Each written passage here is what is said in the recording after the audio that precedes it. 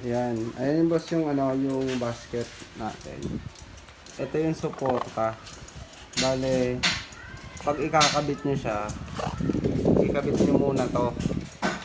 Yung plate ng basket.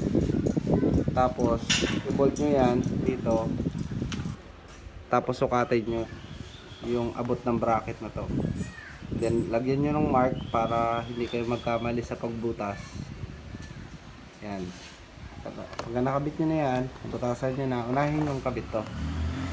Kasi sa loob yung bolt nyan. Yan. Kabit na yan. Kabit na yan. Dito na nga. Unahin nyo yung nasa taas para ma-estimate nyo yung adjustment pababa. Tapos sunod yung dalawang bolt.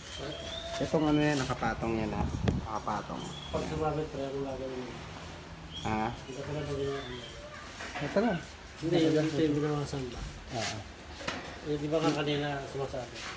Ginawa Yung iba naman, pagka ano, sumasabit, dito lang. Bawas lang kayo dito. Mga 10, ano. Lahat ganito lang yung clearance niyan.